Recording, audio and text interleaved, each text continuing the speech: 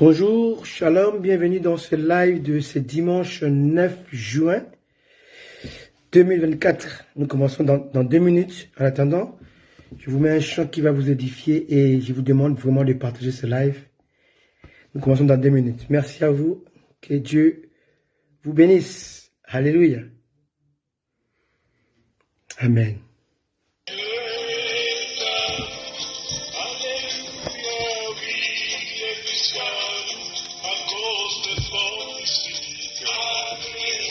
Connectez-vous, connectez ce live aussi.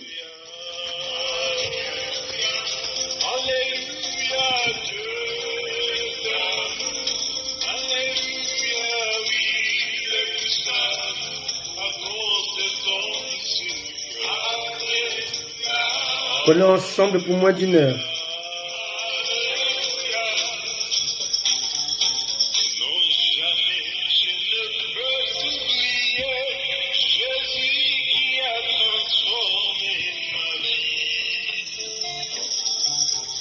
Connectez ce live, connectez-vous au Seigneur. Merci Jésus.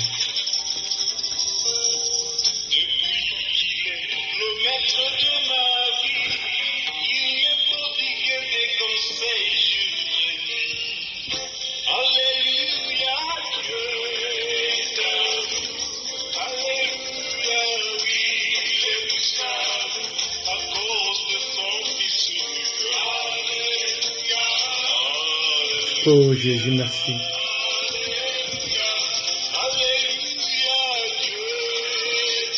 Dieu est amour. Il est plus qu'amour.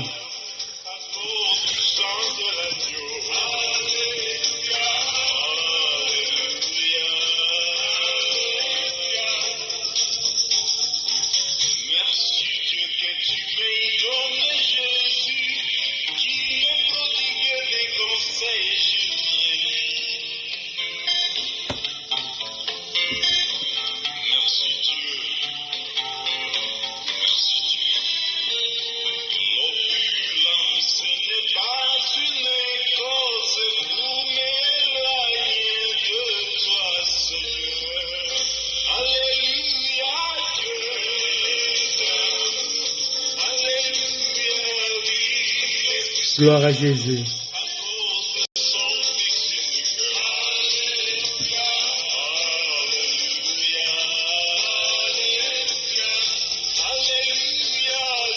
Dieu est amour. Merci Jésus pour tout ce que tu fais pour nous, Seigneur. Merci Adonai.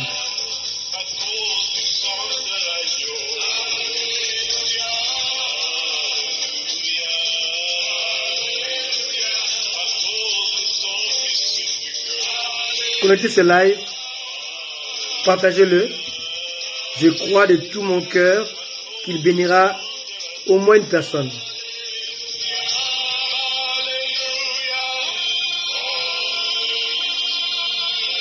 Devant encore 1 minute, connectez-vous, partagez ce live. On est là dans 1 minute. On commence. Soyez bénis. Jeune homme, réjouis-toi dans ta jeunesse. Mais sache qu'il y aura un jugement. Alléluia. Ces chants datent de plus de 35 ans, bientôt 40 ans. 40 ans, je crois même. Depuis les années 80, 82, 83. Oui, plus de 40 ans. Alléluia. Ces chants a vraiment béni ma vie dans ces années-là.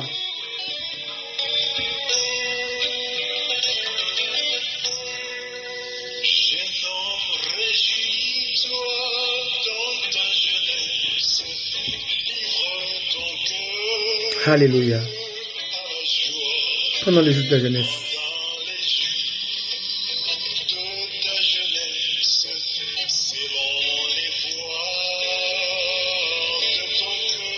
Jeune homme, réjouis-toi.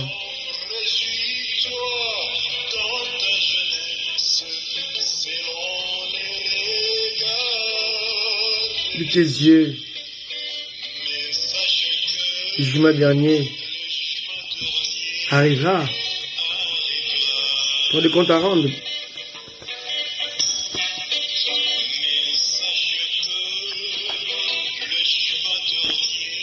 Amen.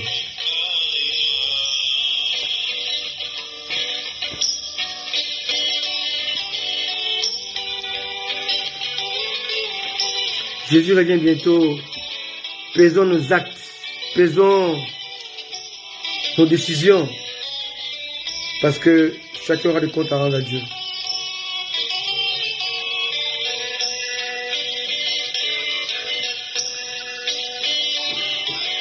Ces choses se trouvent dans l'Ecclésiaste.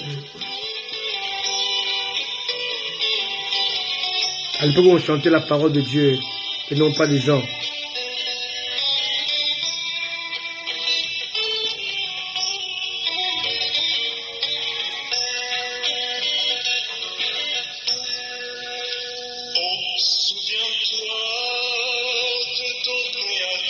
Vous les lire dans Genèse 12.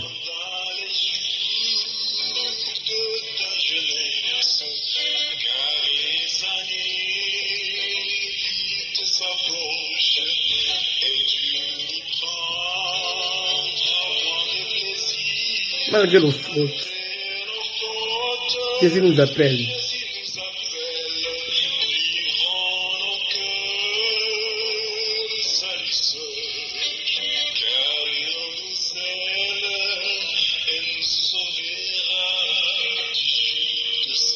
Malgré nos fautes, Jésus nous appelle. Revenez à Jésus. Merci Jésus. À lui seul, car il nous aime et nous sauvera des jours de Satan.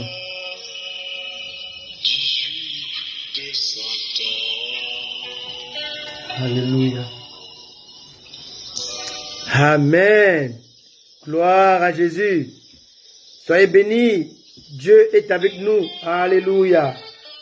Alléluia. Merci Seigneur.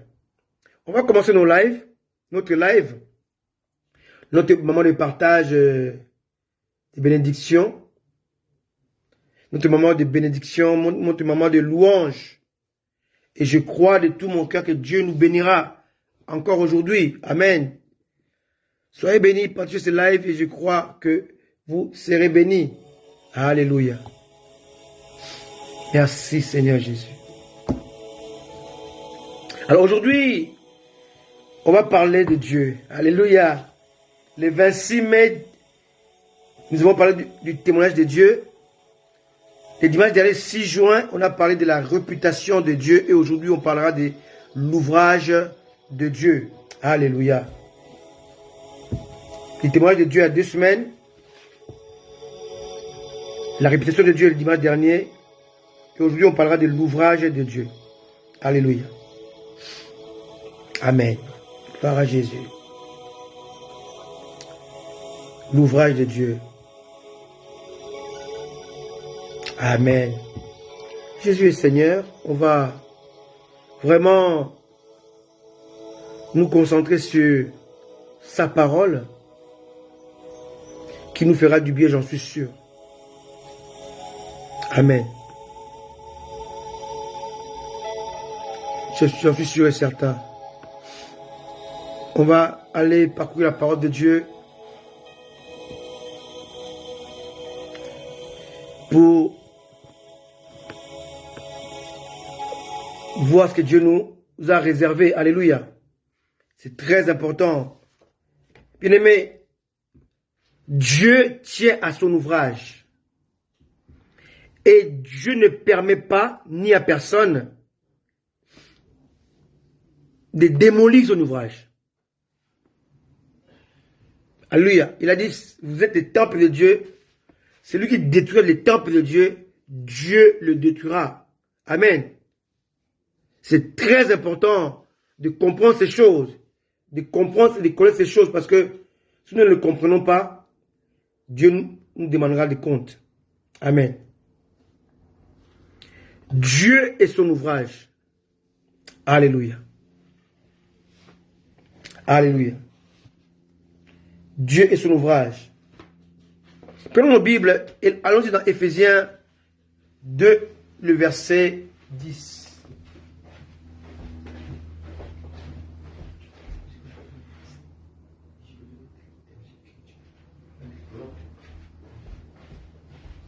Alléluia. Dieu et son ouvrage. Éphésiens 2, le verset 10. On va lire la parole de Dieu.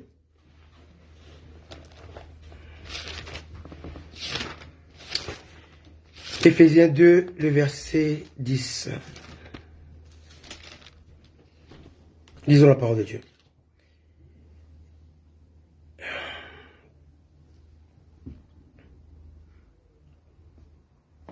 Alors, c'est moi, je suis en Galate, je suis Éphésiens 2, verset 10. Alors, je lis la parole de Dieu. Car nous sommes son ouvrage, ayant été créés en Jésus-Christ pour de bonnes œuvres que Dieu a préparées d'avance afin que nous les pratiquions. Je répète, Éphésiens chapitre 2, le verset 10. Car nous sommes son ouvrage ayant été créés en Jésus-Christ pour de bonnes œuvres que Dieu a préparées d'avance afin que nous les pratiquions. Alléluia. Dieu nous a créés en Jésus. Ici, il nous a créés en Adam. Alléluia. Ici, nous sommes dans ce qu'on appelle la nouvelle naissance. Dieu nous a créés en Jésus pour de bonnes œuvres. Nous avons été créés pour de bonnes œuvres qui ont été préparées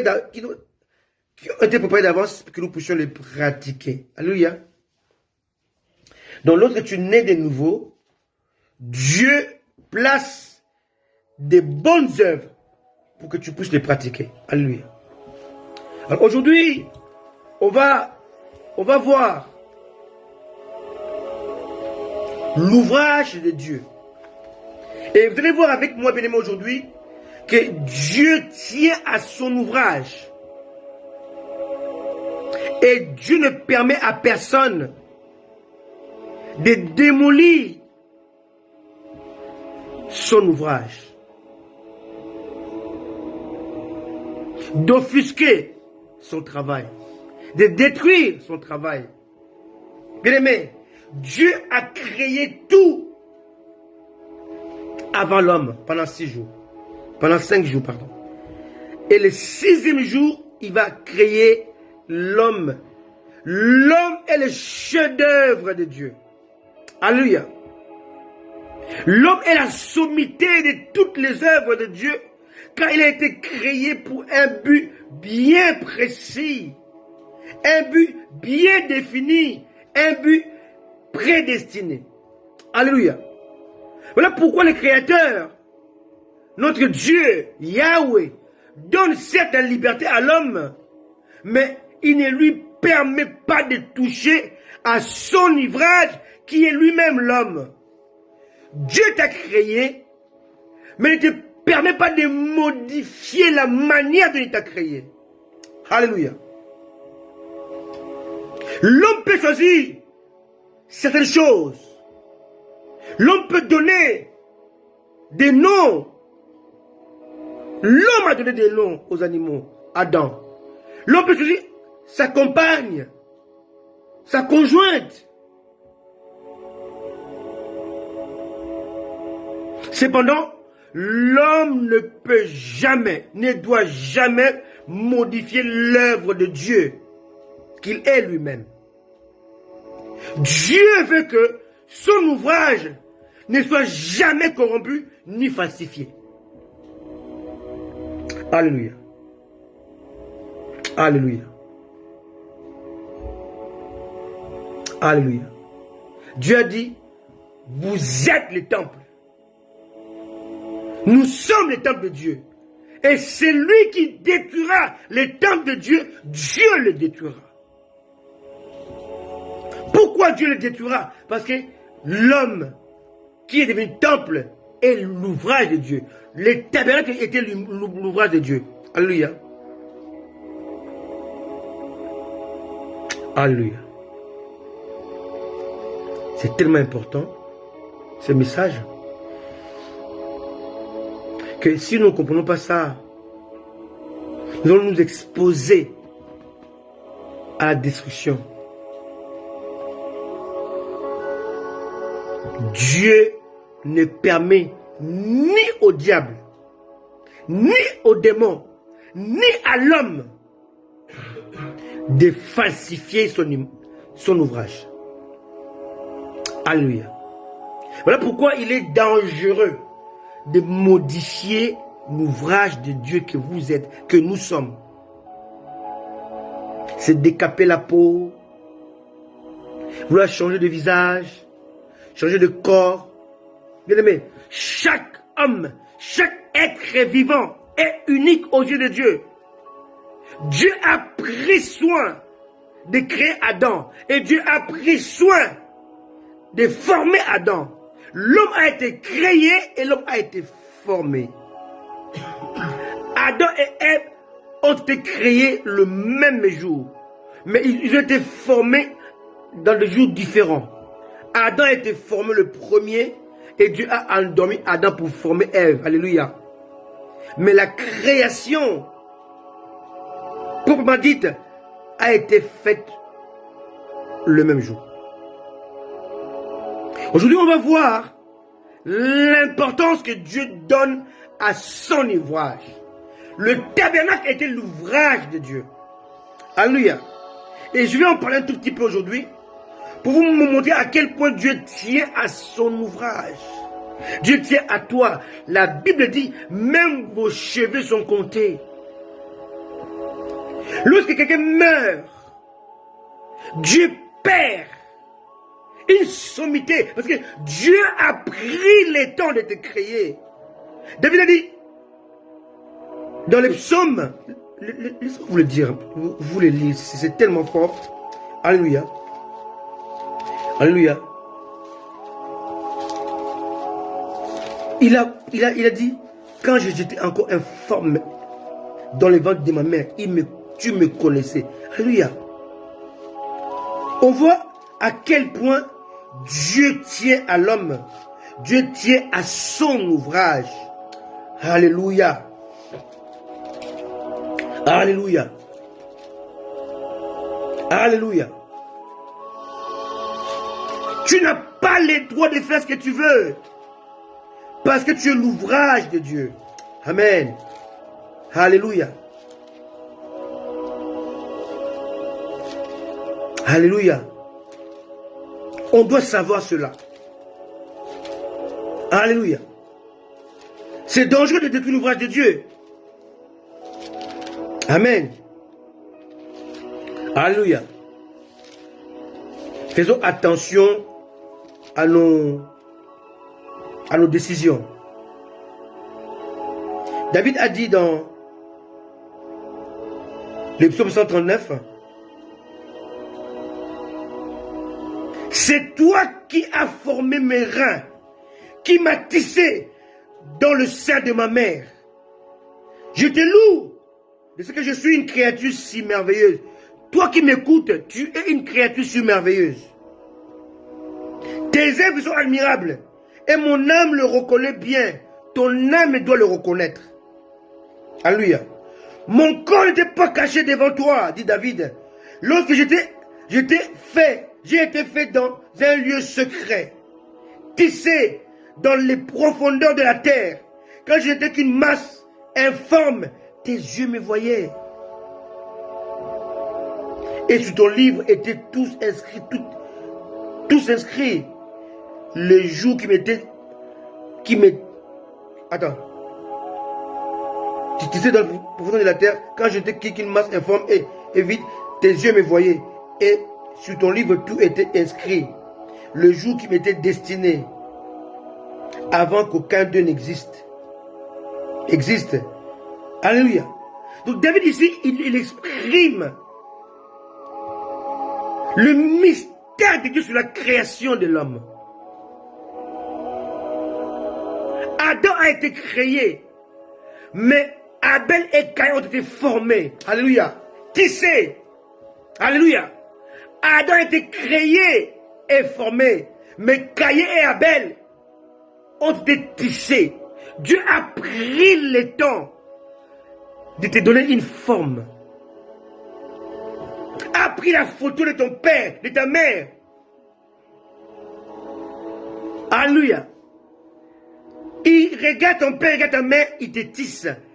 Quand je t'ai tissé dans le ventre de ma mère, dans le sein de ma mère. Alléluia. L'homme est l'ouvrage de Dieu. Ce matin, je parle de Dieu et son ouvrage. L'ouvrage de Dieu. L'homme est l'ouvrage de Dieu. Alléluia. Le sanctuaire est l'ouvrage de Dieu. Bien-aimé, avant que Dieu ne puisse appeler Moïse, il connaissait Moïse.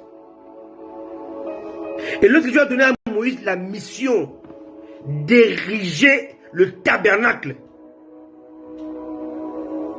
Dieu a imposé les matériaux. Dieu a imposé la dimension. Dieu a imposé les artistes. Dieu a imposé les ouvriers. Dieu a imposé son style. Dieu a imposé son temps. La période d'exécution. Dieu a imposé la durée. Dieu a imposé les modèles de fabrication. On est dans les psaumes, dans Exode 25, les versets 40. Alléluia. Là, on décolle. Exode 25, verset 40.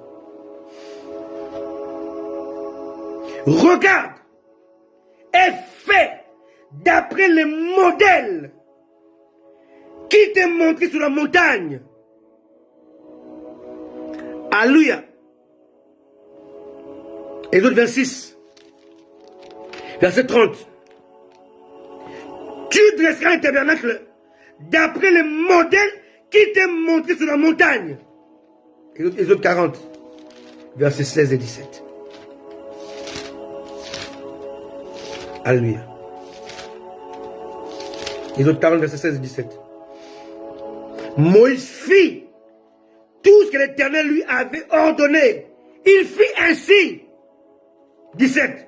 Le premier jour du premier mois de la deuxième année, le tabernacle fut dressé. Cela veut dire quoi? Ça veut dire que Moïse n'avait pas le droit de choisir son temps. Moïse n'avait pas le droit d'employer ses frères, ses enfants, ses fils. Dieu lui a imposé Bezalel. Alléluia. Et Dieu a équipé Bezalel de sa sagesse, de son esprit, pour fabriquer les outils, les objets, les ustensiles que Dieu voulait. Parce que chaque outil, chaque ustensile qui est représenter Christ. Dieu ne permet pas à quelqu'un de le représenter. Alléluia. Il est question de l'ouvrage de Dieu. L'homme est l'ouvrage de Dieu. Le sanctuaire est l'ouvrage de Dieu. Depuis l'Exode jusqu'à l'Apocalypse, lorsqu'il s'agissait de l'ouvrage de Dieu, Dieu n'a pas permis à l'homme d'ajouter sa pensée, sa sagesse, sa connaissance, sa science. Dieu a imposé à Moïse les matériaux à utiliser. Dieu a imposé les dimensions à utiliser. Dieu a imposé les artistes pour les fabriquer. Dieu a imposé les ouvriers pour exécuter cela. Dieu a imposé les styles. Dieu a imposé les temps.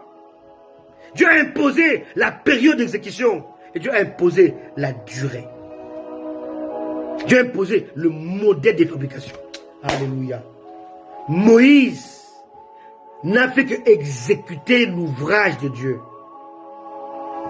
Alléluia. Moïse n'a pas le droit d'apporter un ajout. Moïse n'a pas le droit d'apporter sa sagesse, sa connaissance. D'après certains érudits, Moïse était un architecte.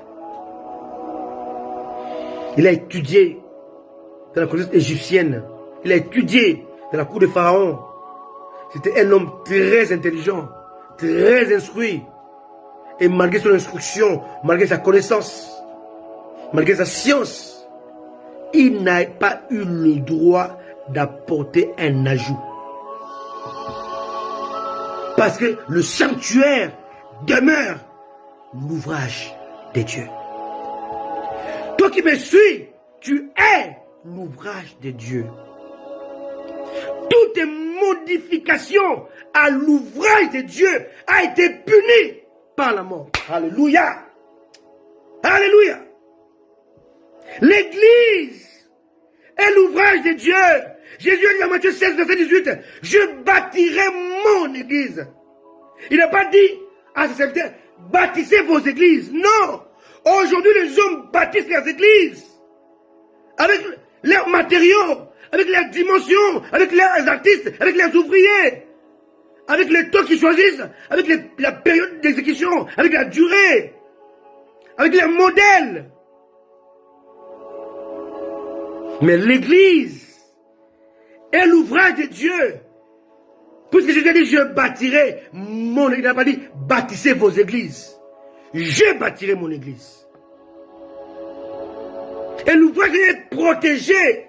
Alléluia. L'ouvrage de Dieu est protégé d'échecs. Alléluia. Je bâtis. Oh non, non, lisons-le, lisons-le. Matthieu 16, verset 18. Oh, alléluia. Lorsque Dieu bâtit, lorsque Dieu crée, lorsque Dieu forme, lorsque Dieu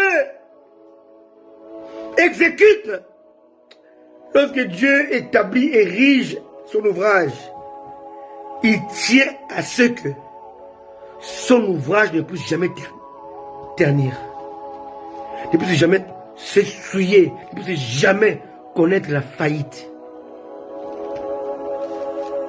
Pourquoi aujourd'hui l'Église connaît la faillite? Parce que l'Église d'aujourd'hui n'est plus l'ouvrage de Dieu, n'est plus le modèle de Dieu.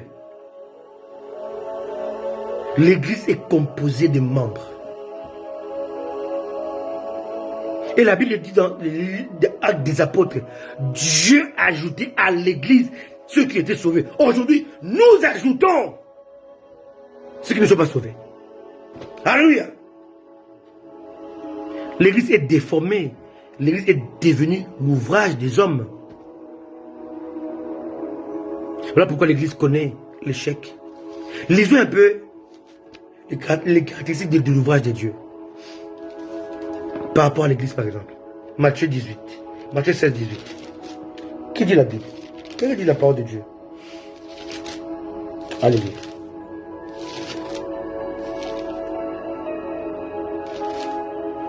Et moi, je te dis que tu es Pierre, et que sur ce roc, je bâtirai mon Église. Maintenant, regardez ce que la protection de l'ouvrage de Dieu. Alléluia. Alléluia. Alléluia. Et que le porte de séjour des morts ne prévaudront point contre elle, ne l'emporteront pas. S'il y a guerre, s'il y a révolte, s'il y a trahison, s'il y a rébellion, ça peut prendre tout le monde sauf mon Église. Alors, l'Église ne connaîtra jamais d'échec, jamais de falsification, jamais la corruption, jamais de trouble. Son ouvrage est protégé des ruines. Elle est protégée, il est protégé des tribulations. Il est protégé des dégâts collatéraux. Il dit, le port de séjour de mort, de la mort, ne prévaudront point contre elle, ne l'emporteront pas.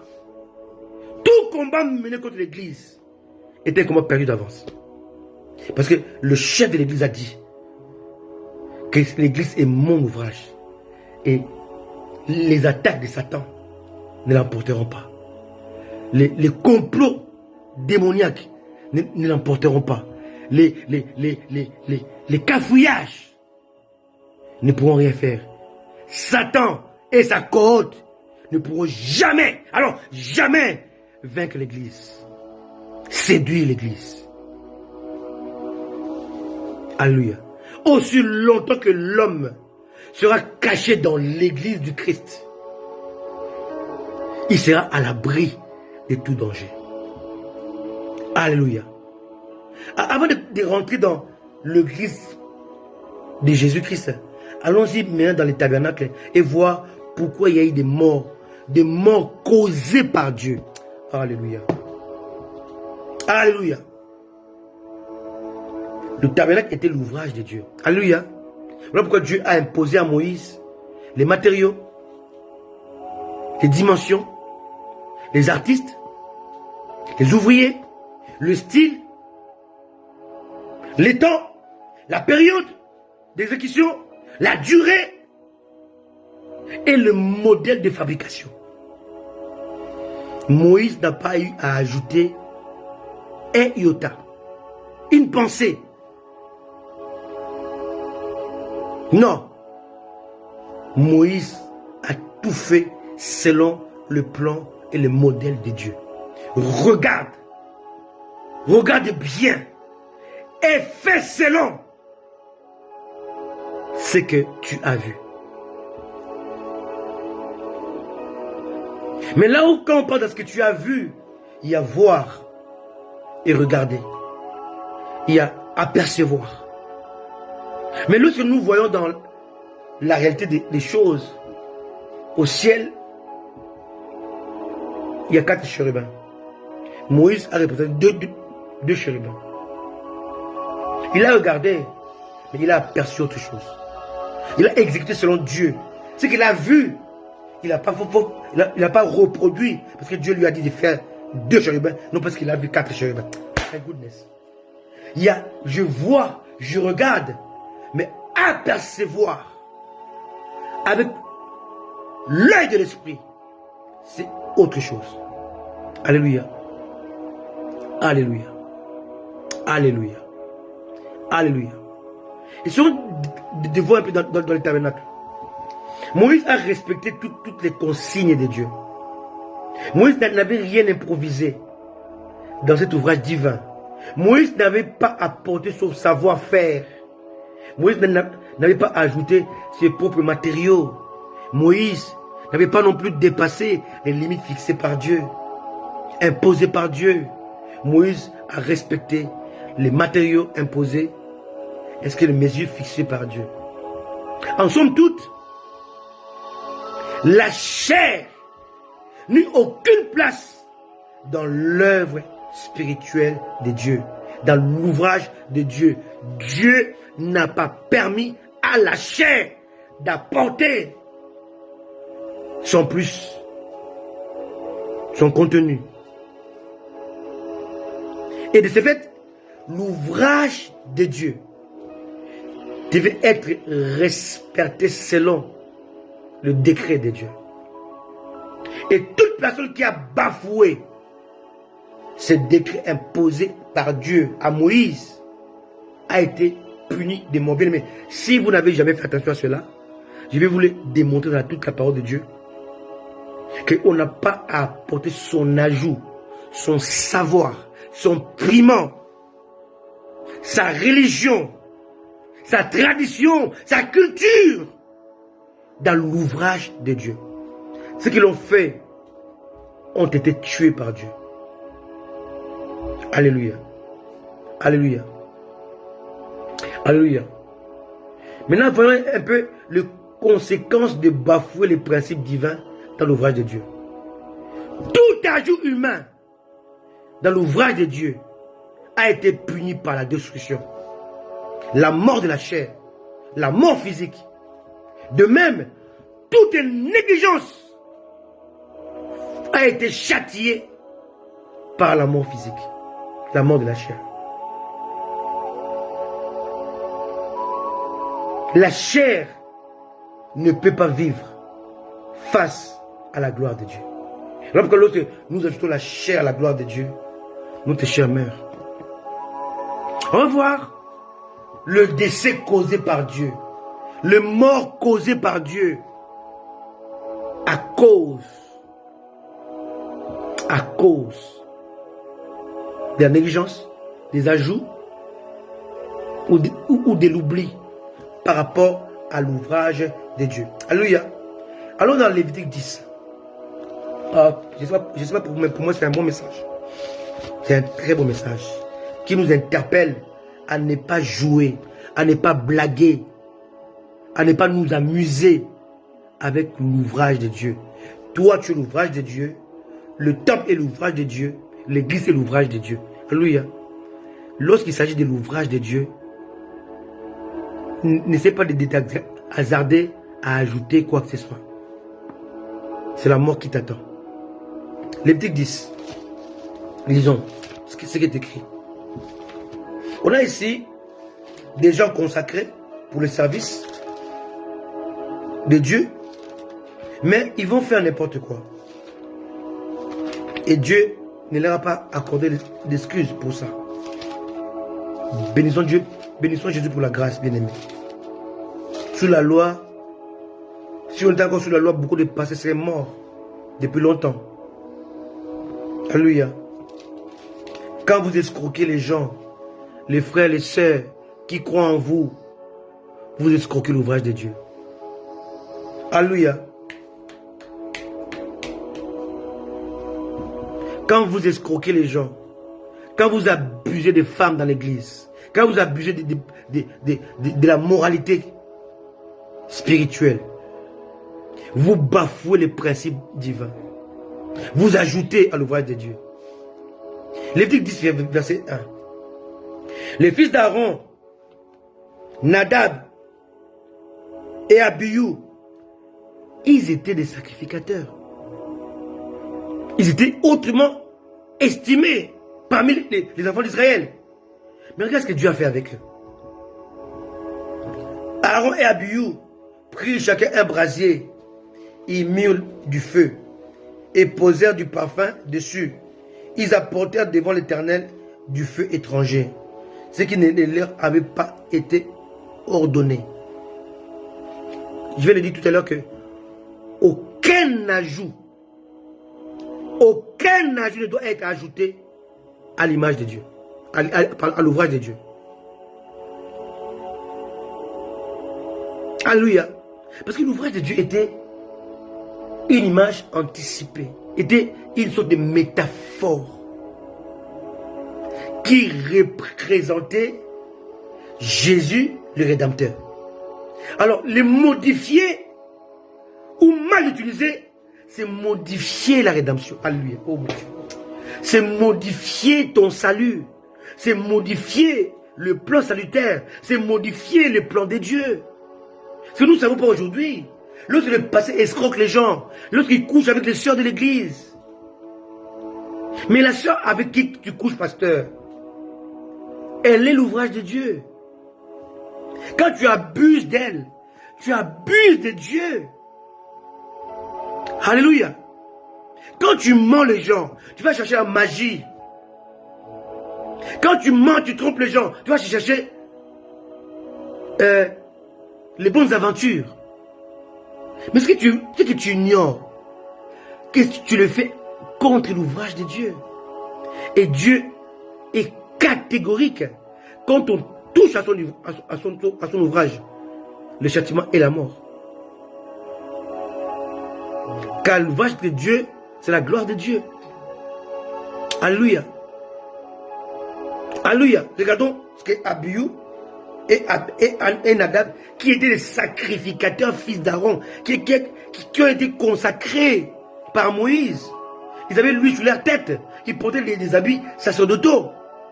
Ils avaient l'estime du peuple. Alléluia. Ils étaient l'intermédiaire de Dieu et le peuple. Ils se mettaient entre Dieu et le peuple. C'était des gens très importants. Dieu aurait pu leur pardonner. Non. Lorsqu'on touche à l'ouvrage de Dieu, le châtiment est impardonnable. Je veux que nous puissions comprendre ce message. 2. Alors le feu sortit de devant l'Éternel et le consuma. Il mourut devant l'Éternel. Le sacrificateur mourut en face de Dieu. Pourquoi? Parce qu'ils ont apporté le feu étranger. Qu'est-ce que Dieu avait dit par rapport au feu étranger? Chapitre 6 de Lévitique, verset 5. Lévitique 6, verset 5.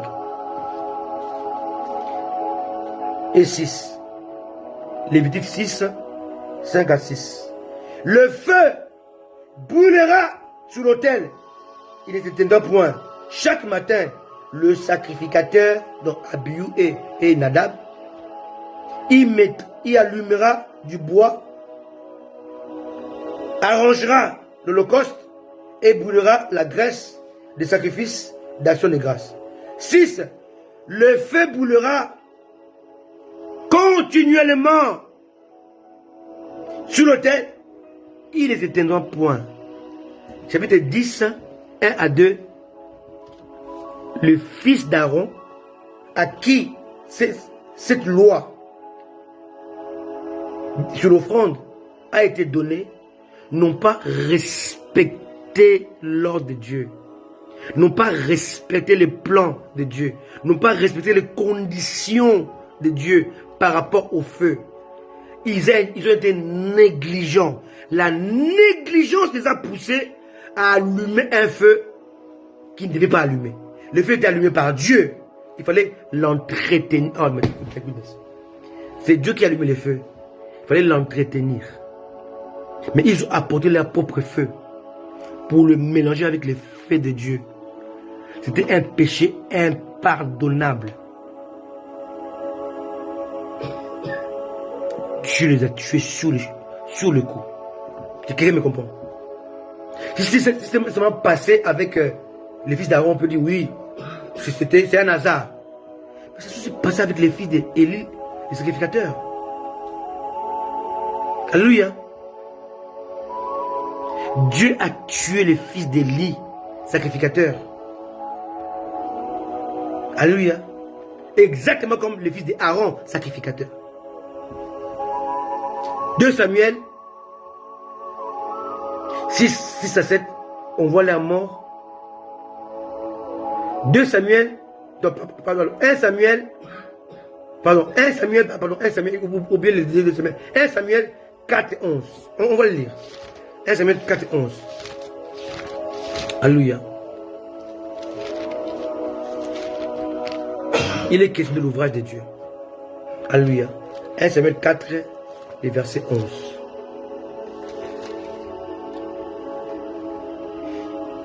L'arche de Dieu fut prise et les 2 fils d'Élie, Ophni et Phinehas, moururent.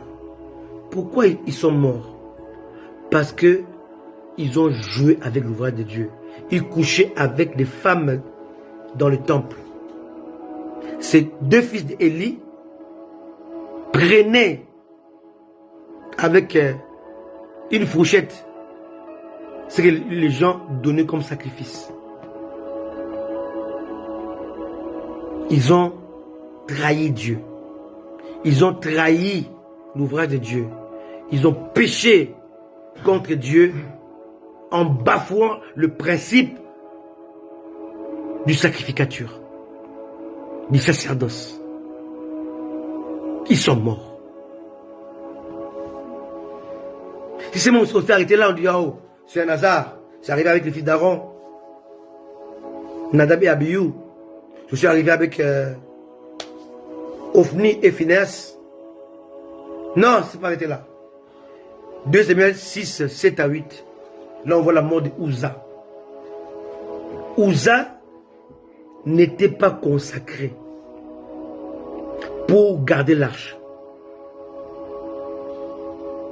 Même les fils d'Aaron, Abihu et Nadab, lorsque Dieu devait déplacer les sanctuaires, les tabernacles, ils n'avaient pas le droit de toucher à l'arche.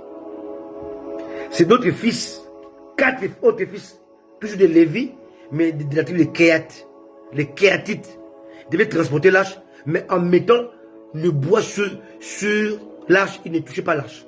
Et ils les transportaient sur leur épaule. Mais Uza a été choisi par David. Uza voulait aider l'arche. Le bœuf philistin tanguait. Non, oui. Le bœuf de David, pardon. Parce qu'il y avait les vaches de Philistins. Le bœuf de David tanguait. Et l'arche pouvait tomber et se briser. Uza voulait aider Dieu. Bien aimé, on n'aide pas Dieu. Dans l'ouvrage de Dieu, on n'a pas le droit d'aider Dieu. L'église est l'ouvrage de Dieu. Toi qui m'écoutes, si tu essaies d'aider l'église avec ton argent, Dieu va te châtier. Si tu essaies de protéger l'église, Dieu va te châtier. Dieu n'a pas besoin d'aide. Dieu a besoin des ouvriers disciplinés, obéissants et soumis. Il n'a pas besoin de votre argent, de votre aide. Il se suffit lui-même. Uza n'a pas trahi comme Abihu et Nadab. Uza n'a pas trahi comme Phinehas et Ophni. Uza a voulu seulement toucher, protéger, garder, sauvegarder. L'arche qui devait se briser, Dieu l'a tué. Ça paraît injuste, mais ça fait partie du principe de Dieu. Dieu ne permet à personne d'ajouter à ses principes. Dieu n'accepte pas que toi, tu peux te dire, c'est grâce à moi que l'église est l'église aujourd'hui. Il ne permet pas cela. Alléluia. Alléluia. Alléluia. Alléluia. Car l'ouvrage de Dieu est une représentation du culte, représentation du Christ. Lorsque nous essayons de briser ces principes-là, nous brisons le principe du salut. Il n'y a pas deux saluts. Il n'y a pas trois saluts. Il n'y a pas quatre saluts. Il y a un seul salut. Et il y a une seule image du salut, c'est Jésus-Christ.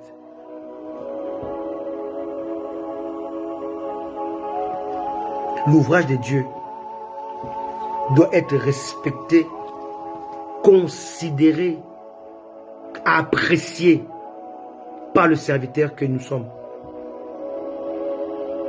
Alléluia. Dimanche prochain, je vous parlerai de la suite de l'ouvrage de Dieu qui anticipe la rédemption. Alléluia. On a vu ici comment Dieu a tué les fils d'Aaron, comment Dieu a tué les fils d'Élie, qui étaient juges et sacrificateurs, à cause du respect, du manque de respect de son ouvrage. L'homme est l'ouvrage de Dieu. Tout ce qui touche à l'homme, tout ce qui concerne l'homme, concerne l'ouvrage de Dieu. Un faux pas. Voilà pourquoi lorsque les gens qui ne connaissent pas les choses de Dieu veulent s'amuser avec les enfants de Dieu,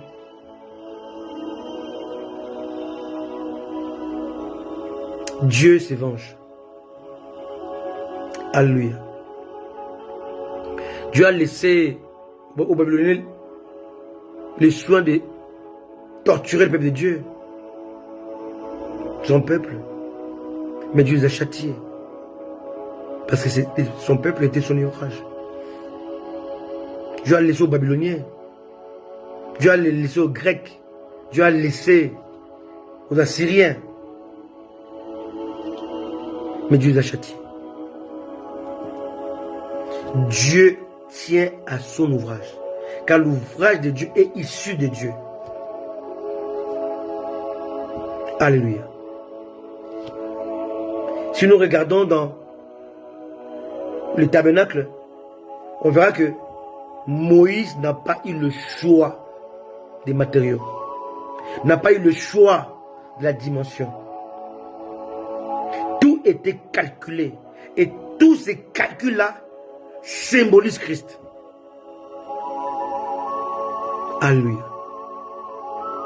Quand on va étudier les matériaux choisis par Dieu, les couleurs choisies par Dieu, on va retrouver bois d'acacia, qui est l'image de Jésus-Christ humain, l'humanité de Jésus-Christ. On va voir couleur blanche, couleur bleue, couleur pourpre, couleur cramoisie. Donc il y avait blanche, bleu, rouge, pourpre, rouge et cramoisi. Donc le blanc c'est la sainteté, le bleu c'est l'image céleste de Jésus, rouge et pourpre la royauté et rouge et cramoisi la crucifixion. Donc il n'y a pas un hasard dans ces couleurs, il n'y a pas un hasard dans le bois d'acacia, il n'y a pas un hasard dans l'or, dans l'argent, dans le bronze. L'or, c'est la divinité, l'argent, c'est la rédemption, et le bronze, c'est la crucifixion, le sacrifice. Donc, il n'y a pas un hasard. Pierre a dit, je n'ai ni or, ni argent, mais ce que j'ai, on peut le reporter lorsque Dieu a dit aux enfants d'Israël de demander aux Égyptiens des vases d'or, vases d'argent et vêtements. Tout se concorde. Alléluia. Les vêtements symbolisent l'autorité. Le vase d'or symbolise la divinité. Vase d'argent symbolise la rédemption. Pierre voulait seulement dire aux paralytiques, je n'ai ni argent, donc je ne suis pas le rédempteur. Ni or, je ne suis pas Dieu. Mais ce que j'ai, l'or et l'argent appartiennent à Dieu. Mais les vêtements nous appartiennent. My goodness. Alléluia. Ce que j'ai, donc le pouvoir que j'ai en Jésus, je peux te le donner. Mais je ne peux pas te donner l'or, parce que je ne suis pas le divin. Je peux te donner l'argent, parce que ce n'est pas moi qui opère la rédemption. Chaque mot trouve sa place lorsque nous comprenons le principe de Dieu. Et lorsqu'il s'agit de l'image de Dieu, chaque matériel, chaque matériau choisi par Dieu représente Christ. Pour que Christ soit tout en tous. Il est interdit d'improviser avec l'ouvrage de Dieu. Interdit d'apporter son savoir-faire.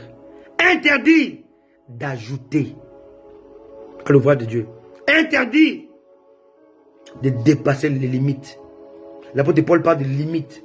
Nous ne sommes pas allés au-delà de nos limites. Lorsque Paul voulait aller quelque part, les Saint-Esprit sont opposés à lui parce que c'était au-delà de ses limites.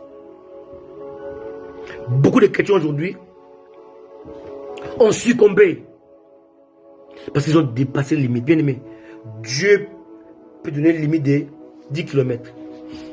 Quand tu vas à 15 km au-delà, tu peux tomber même si tu parles en langue. Tu peux tomber même si tu es pasteur, même si tu es docteur, même si tu es prophète. Pourquoi? Parce que Dieu nous forme, il nous équipe par rapport à chaque environnement. Je l'ai toujours dit, un poisson peut mourir dans l'eau. Parce qu'il n'aura pas respecté la dimension dans laquelle il a été créé. Un poisson qui vit sous l'eau à 10 mètres de profondeur, s'il descend à 500 mètres, il meurt. Par non-respect de dimension. Il est noyé dans l'eau. Parce qu'il n'a pas respecté la dimension dans laquelle Dieu l'a créé. Quelqu'un me comprend? On peut se perdre aussi à l'église. Parce qu'on n'a pas respecté les choses de Dieu. Les choses spirituelles. Il y a des gens qui ont prononcé le nom de Jésus, mais qui ont vu les démons les tabasser. Parce qu'ils n'ont pas respecté ces noms, le cadre dans lequel on doit dire ces noms. Pour dire au nom de Jésus, Jésus doit demeurer en toi. Pour que tout ce que tu dis vienne du cœur dans lequel habite Jésus.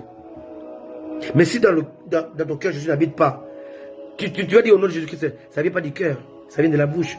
Et tu auras l'effet boomerang.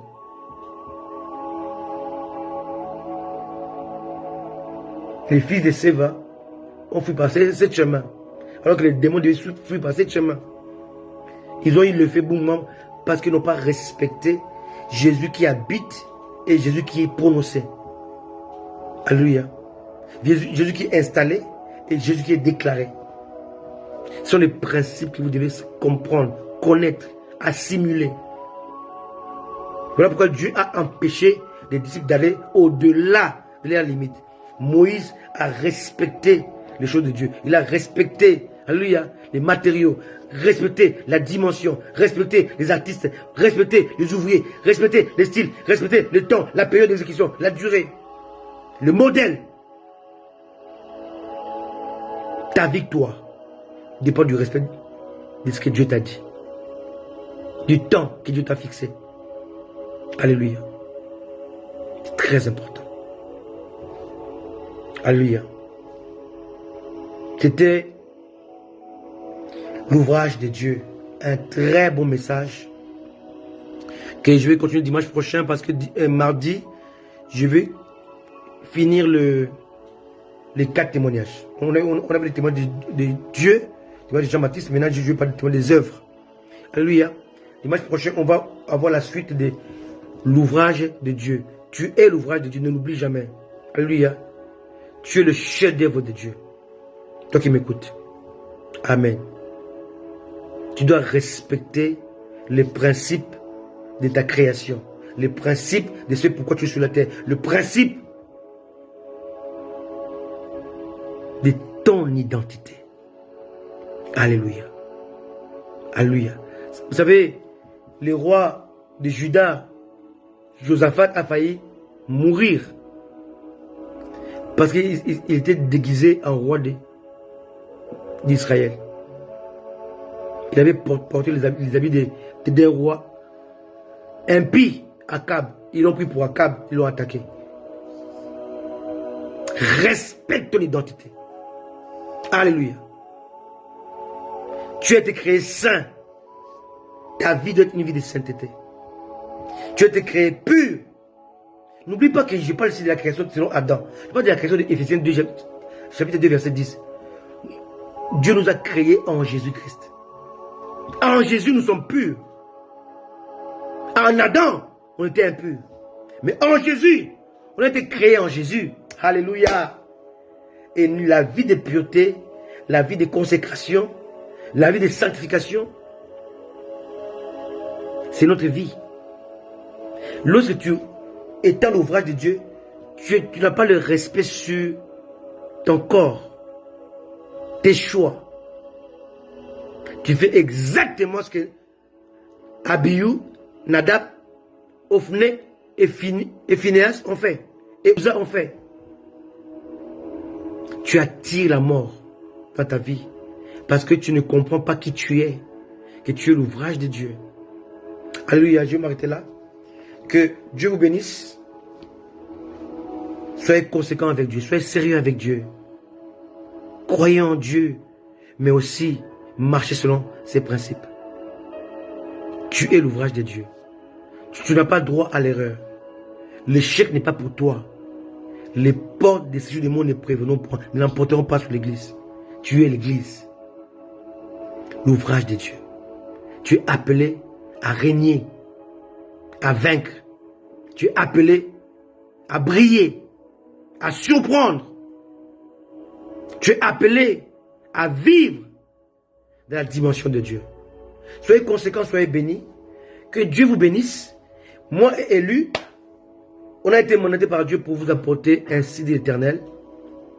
Et chaque fois que nous serons là avec vous, nous vous parlerons de la part de Dieu, selon la parole de Dieu, avec les Saint-Esprit. Soyez bénis. À très bientôt. Prenez soin de vous. Jésus revient bientôt. S'il ne revient pas cette nuit, cette semaine, on se revoit mardi pour la suite de 4 témoignages et dimanche prochain pour la suite de l'ouvrage de Dieu. Alléluia. Mais s'il revient ce soir, rendez-vous donné dans les airs. comme cela est écrit dans la parole de Dieu. Soyez bénis. À très bientôt. Bye bye.